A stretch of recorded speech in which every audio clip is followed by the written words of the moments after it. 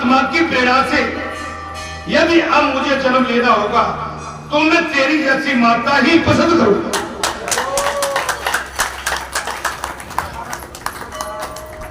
पहचान भी दे सच्चे तुम जो सुंदरता की गुणवत्ता और सुंदरता का गुणगान मेरे सन्मुख कर रही हो, ए देवी, मैंने तो आज पहली बार सुना है कि स्त्री इतनी सुंदर है।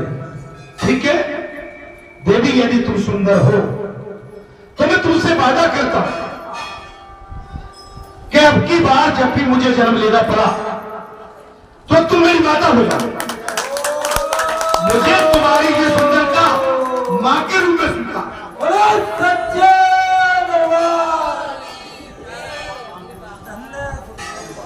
स्त्री के रूप में नहीं,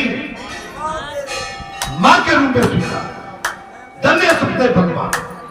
सुखदेव भगवान जी जन्म से निर्विकारी है। सुखदेव भगवान व्यास जी के पुत्र हैं और भगवान शंकर का अवतार है। भगवान सुखदेव अपनी माता के गर्भ में 12 वर्ष रहेगा। कितने वर्ष? 12 वर्ष। भगवान सुखदेव अपनी माता के गर्भ से बाहर आने के लिए तैयार नहीं थे, लेकिन पिता श्री व्यास जी के विशेष आग्रह पर भगवान सुखदेव अपनी माता के गर्भ से बाहर आए।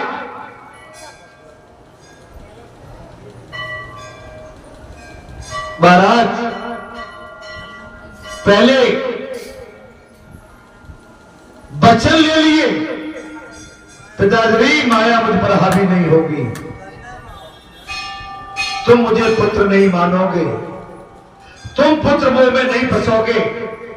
लेकिन सारी बातें व्यास जी ने स्वीकार कर ली थी।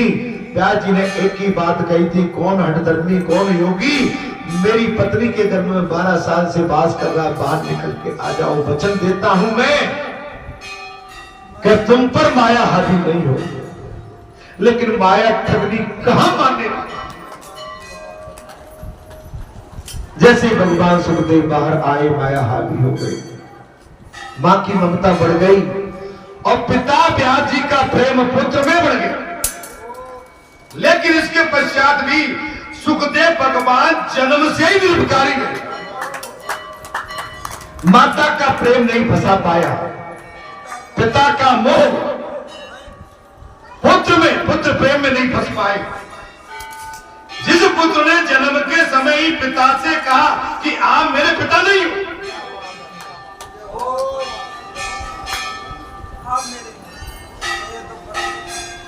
जिस पुत्र ने जन्म से ही साफ कह दिया आप मेरे पिता नहीं है और मैं आपका पुत्र नहीं हूं,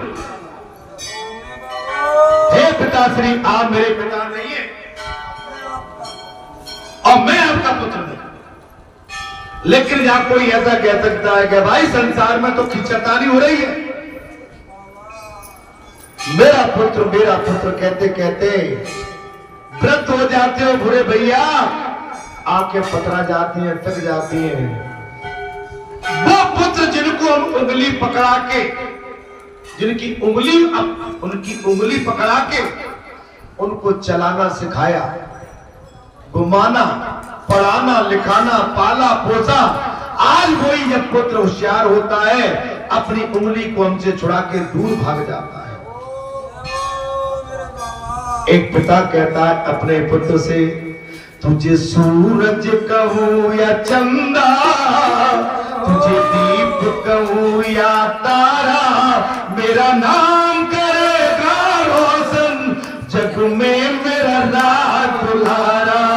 तुझे सूरज कहूं या चंदा, तुझे सूरज कहूं या चंदा, तुझे दीप कहूं या तारा, मेरा नाम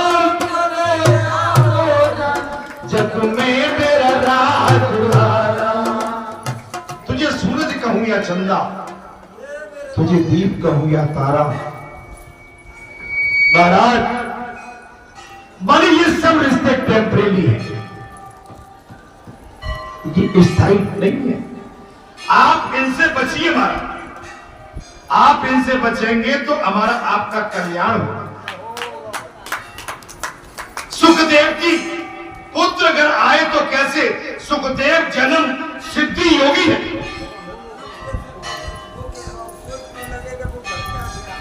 एक बात बताएं, जो जन्म से योगी हो और जन्म से ही सिद्ध हो, अब तुम उसके पीछे पड़ते हो, तुम उसकी तरफ देखते हो, तुम्हें ऐसा लगता है कि इसको कोई अभिमान हो गया इसलिए बात नहीं करता, तुम्हें ऐसा लगना है कि तुम्हें इसको कुछ कुपच हो गया इसलिए नहीं, ये तुम्हारी भूल है। इसको वैराग्य हो गया है, ये तुम्हें वैसे नहीं मानता जैसे कभी मानता था। ये तो अब और किसी को अपना मान चुका है, उसके आगे अब तुम्हारी जरूरत नहीं। ये तो हो गया काम, ये सुखदेव भगवान के साथ साथ काम हो गया। बोले सुखदेव जन्म सिद्ध से योगी है और जन्म हुआ कि तुरंत ही तत्पश्चात के वन की ओर उन्होंने प्रस्थान कर दिया।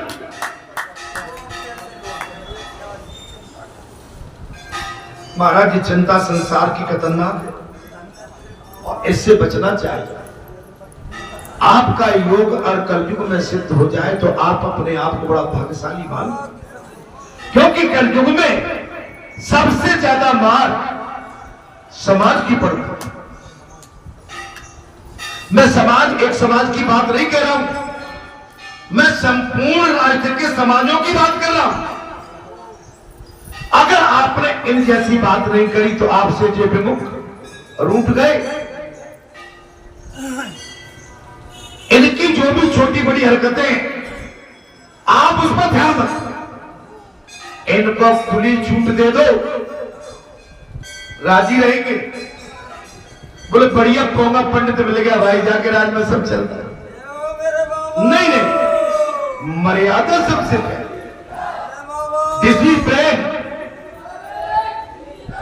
डिसिप्लिन सबसे पहले, मर्यादा, क्योंकि आप मर्यादा पुरुषोत्तम के राष्ट्र में रहते हैं। आप किसके राष्ट्र में रहते हैं? मर्यादा पुरुषोत्तम राजा राम के राष्ट्र में रहते हैं। हमारा कर्तव्य बनता है कि हमको भी मर्यादा में रहना चाहिए।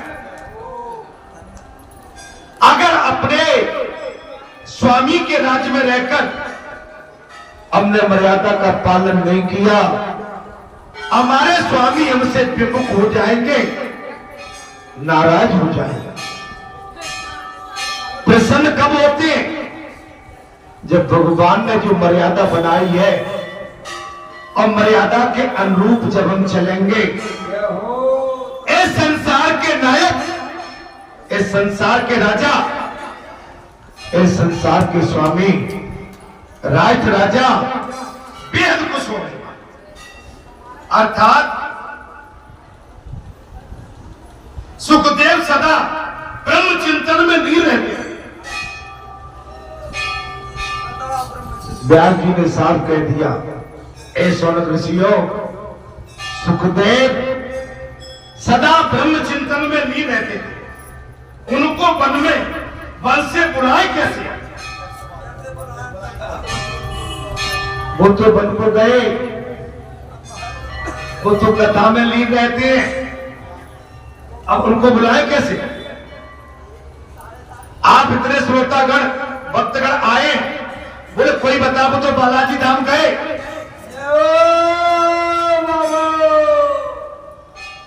अब उन्हें बुलाए कैसे?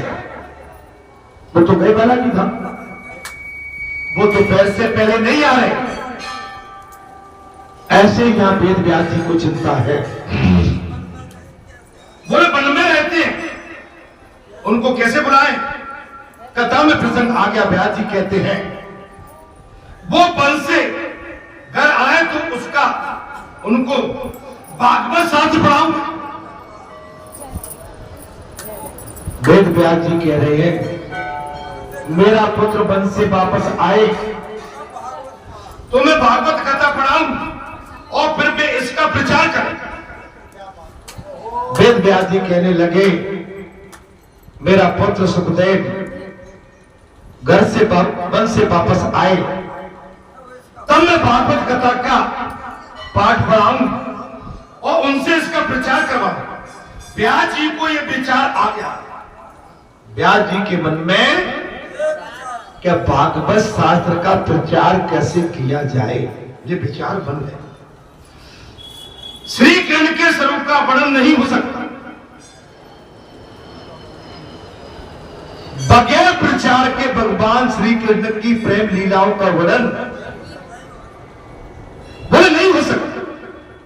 भगवान के स्वरूप का कौन पार पा सकता है और भगवान के स्वरूप को पार कौन पा सकता है?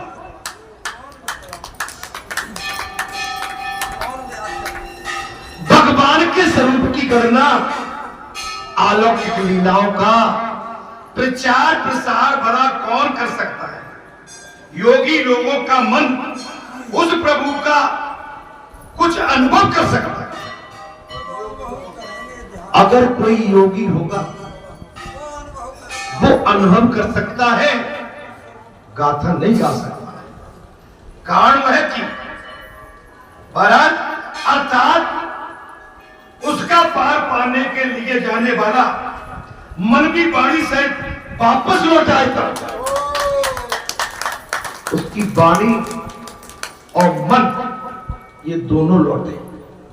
बालाजी धाम में आपकी वाणी भी परिपक्व होना चाहिए और आपका मन भी स्थिर होना चाहिए।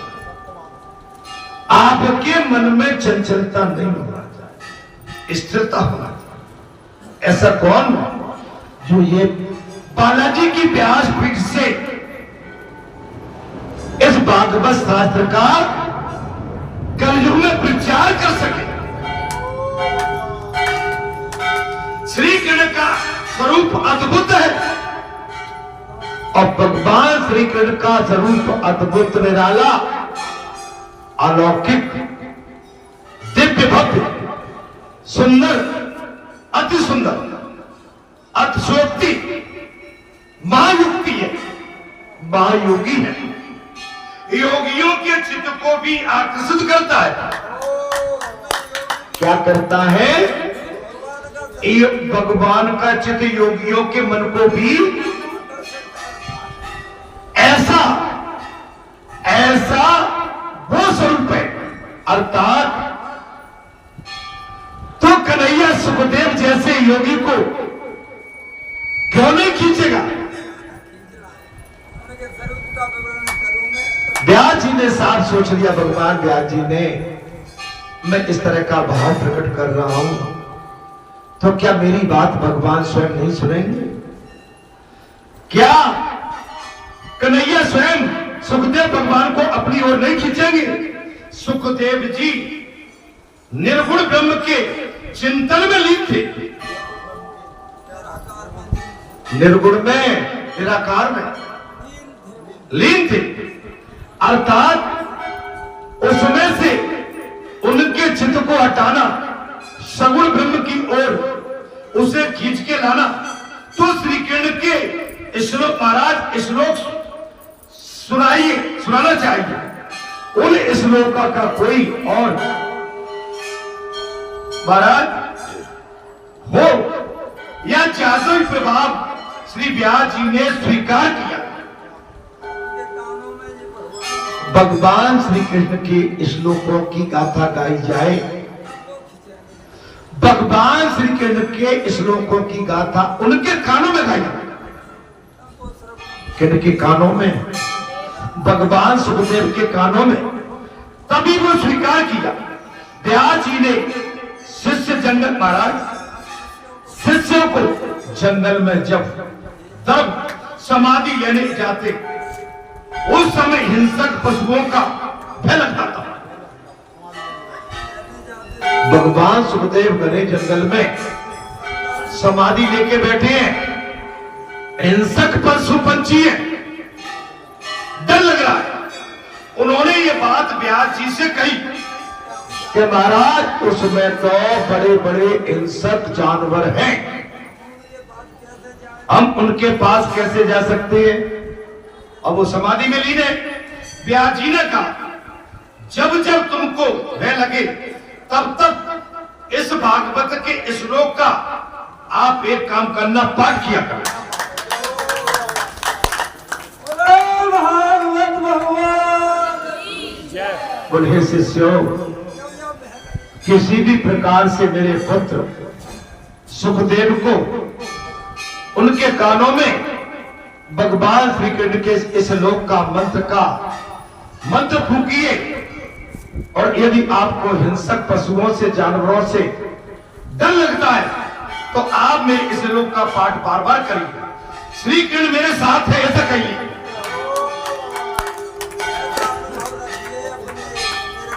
श्री कृष्ण ऐसा विचार करो।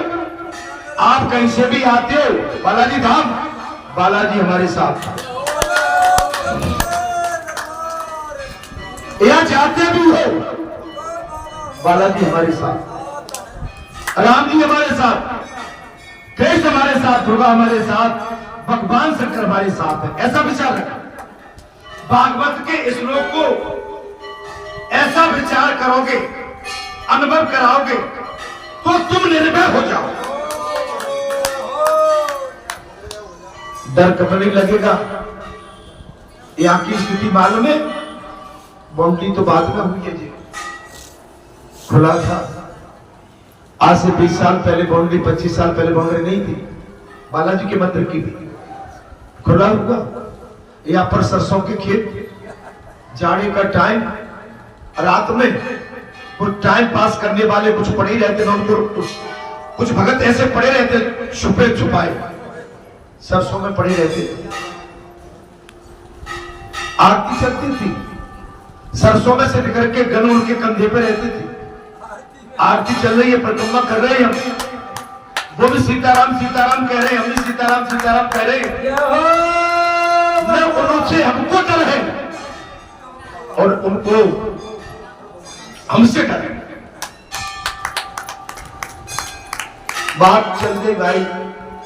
किसी ने कहा कि वो तो भाई खेतों के, सरसों के खेतों में मेले हुए, बरठा गांव नहीं जाए, घास लेना बंद कर दिया, बिल्कुल खेतों में घुसना बंद कर दिया।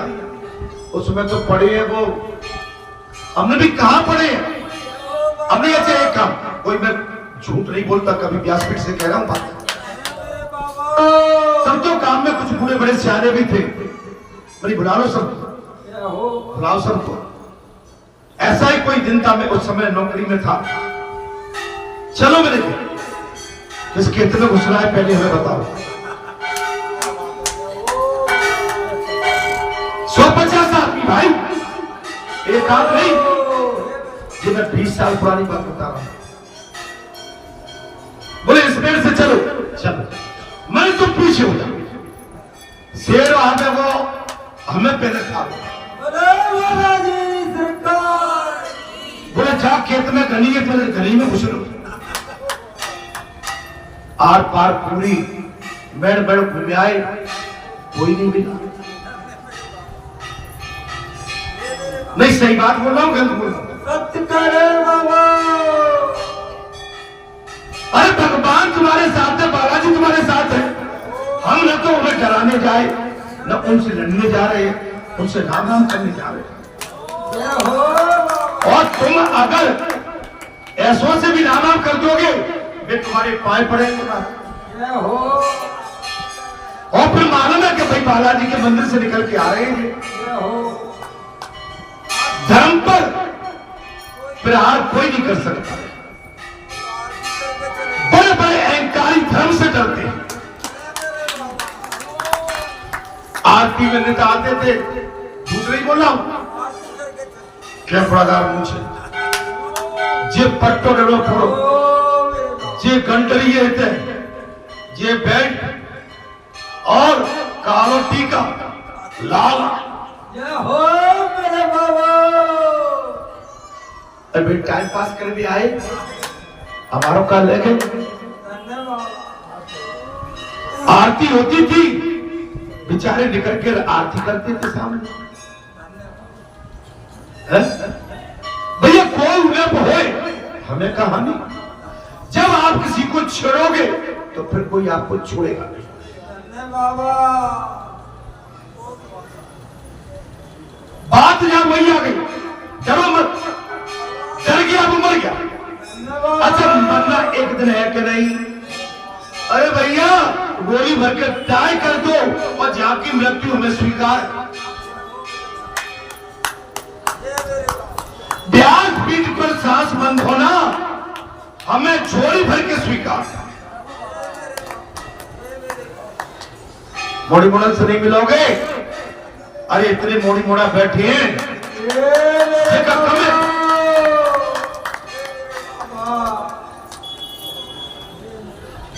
भाई असली कोई होता बता दो, तो जब असली कोई नहीं है तो ये सब कचू भाई।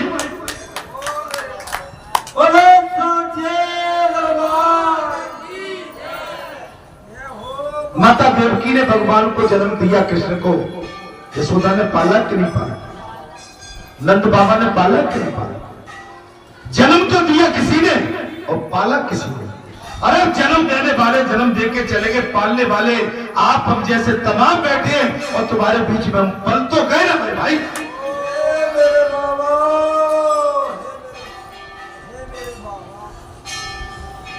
अरे पल पल के खड़ी है गए। हमारे पिताश्री कहते थे हमसे, जाने तो करते ही जग जनाने की छाती से रात को। पिताजी भले जग में आप कहीं बैठे हो गए, जग भी हो गई। पिताश्री छाती तो ठंडी हो गई है।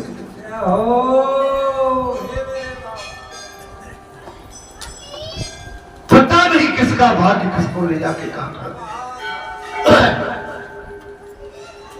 कभी बड़े बोलो मत बोलो,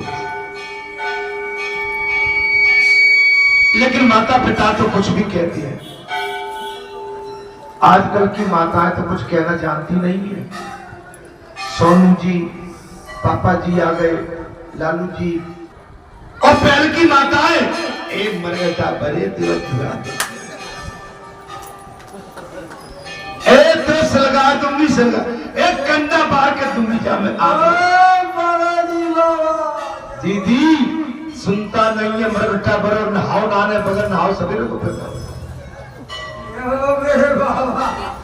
जिन चीजें कहां मिलती,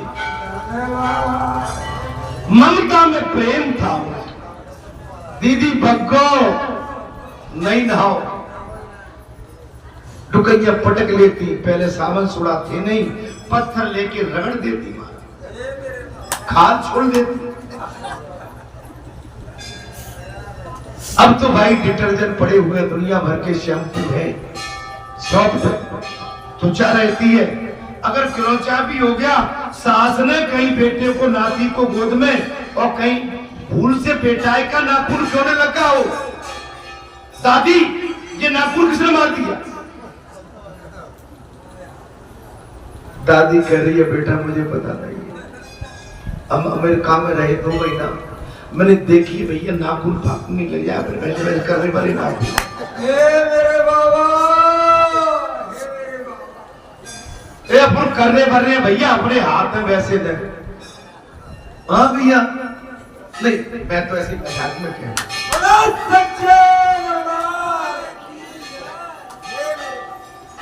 आजकल के बच्चों को सुख सुविधाएं ठीक है, उनको भाग्य, उनके भाग्य से, उनको नसीब से उनको बढ़िया जमा जमाया प्लेटफॉर्म मिले हैं, सब सारी सुख सुविधाएं उनके पास हैं, नसीब वाले हैं। लेकिन उनसे बड़ी नसीब वाले तो हम आप बैठे हैं भाई। अर्थात कथा में बात आ गई थी महाराज कि भगवान को जो नित्य याद करे उसे भय नहीं रहेगा। कृष्ण शरीर के ज्ञानवान, कृष्ण शरीर के ज्ञानवान, तुम राम शरीर के त्यागी, बुद्ध देव से धुन के पक्के, आजादी के अनुराग। कृष्ण शरीर के ज्ञानवान, तुम राम शरीर के त्यागी, दोनों बातें हैं। बुद्ध देव से धुन के पक्के, आजादी के अनुराग। अगर ये आपकी पंक्ति शुद्ध है तो आपका कल्याण होगा, इसमें कोई डाउट नहीं। रामासु रंभा, भगवान कितने सुंदर है। रंभा है, पुष्पेशु चंपा, नगरीशु लंका, नदीशु गंगा, रामासु रंभा, अरे पुरुषेशु विष्णु, काव्येशु मांगा, कवि कालिदास। राम जी की सुंदरता कैसी है? अलौकिक है, अलौकिक है। भगवान की अलौकिक छवि को हमेशा याद करते रहिए। आप निर्भय, निर्विकार, निष्कपट, निश्चल और निष्पाप बने रहेंगे। कब? जब भगवान के चिंतन में डूबे रहोगे तब। अर्थात श्री कृष्ण मेरे साथ है, ऐसा मान लो। राधा रमण श्री कृष्ण का स्मरण सदैव करें। राधा रमण भगवान श्री कृष्ण का स्मरण सदैव करें। इसके बाद जब ऋषि कुमार वन में जाते तो महाराज इत्यादि श्लोकों को वो बोलते, भगवान की सुंदरता की बोलते। वन में हिंस, बाध आदि सब पशु बैल को भूल जाते थे उस समय। माने इस श्लोक का इतना बड़ा प्रभाव था कि जब व्यास जी के शिष्य उस श्लोक को बोलते थे तो जितने व्यास, सिंह, शेर, चीते, हिरण, पशु पंछी, गाय, बैल, भैंस, बकरी अपने हिंसक वातावरण को भूल जाते थे और शांत वन में बैठ जाते थे। शांत वन में, अर्थात पशुओं के मन में भी इस श्लोक का इतना प्रभाव पड़ गया महाराज। परंतु दुख की बात यह है कि आज मनुष्य घर में भी इसका प्रभाव नहीं पड़ता। आज माने पशु भी जान गए उस श्लोक का अर्थ का भगवान हमारे साथ हैं, लेकिन आज के कलयुगी मनुष्य के मन में इसका प्रभाव कदापि नहीं पड़ता है कि भगवान हमारे अंदर है, साथ हैं, कवच बन के हैं, साया बन के हैं। जिन मंत्रों में पशुओं का आकर्षण तक देव का दर्शन नहीं होता, महाराज भगवान सुखदेव ज्योतिर्मय ब्रह्म का चिंतन करते हैं और उनको उनके मन का आकर्षण करने के लिए व्यास जी ने युक्ति सोची कि किसी भी प्रकार से भगवान सुखदेव को वन में जो साधना समाधि लेके बैठे हैं उनकी समाधि टूट जाए, और समाधि टूटेगी तभी भागवत कथा का प्रचार भगवान सुखदेव माने योग वक्ता के रूप में इसका प्रचार प्रसार कर पाए। भगवान सुखदेव के अलावा इस भागवत कथा का प्रचार प्रसार करने में कोई इस संसार में सक्षम नहीं है। सारी युक्ति लगा तब व्यास जी ने शिष्यों से कहा कि सुखदेव जी जिस वन में समाधि में बैठे हो वहां आप जाइए और वे सुने इस प्रकार 2 श्लोकों का गान कीजिए। ये 2 श्लोक उनको शुद्धि प्रतिद्वंद पर महाराज सुनाइए। तब सुखदेव का हृदय गंगा जल जैसा शुद्ध है सब, क्योंकि भगवान वेद व्यास जी भी अवतारी थे। व्यास जी 24 अवतारों में एक अवतार है उनका, स्वयं त्रिलोकी थे। बोले सुखदेव का हृदय गंगा जल के पवित्र जल है। जल शुद्ध और स्थिर हो तो उसमें बिल्कुल महाराज शुद्ध प्रतिबिंब पड़ता है। अगर शुद्ध हो तो उसमें प्रतिबिंब शुद्ध पड़ता है। आप कभी भी देख लेना, जब जल की लहरें रुकी हो और शुद्ध हो जल, आप अगर अपनी परछाई को लेकर खड़े हो जाएंगे तो उस जल के अंदर आपकी परछाई आ जाएगी। कब? जब जल शुद्ध होगा तब और आपको एक बात बताते हैं, भगवान सुखदेव ने यही कहा था कि एक काम करो शिष्यों, इस समय सुखदेव का जो हृदय है ना गंगा जल की तरह शुद्ध है। तुम अगर सच्चे मन से उसके सन्मुख जाकर इस श्लोक का गुणगान करोगे तो उनके हृदय में इस श्लोक की परछाई पहुंच जाएगी और वो समाधि से उठ जाएगी।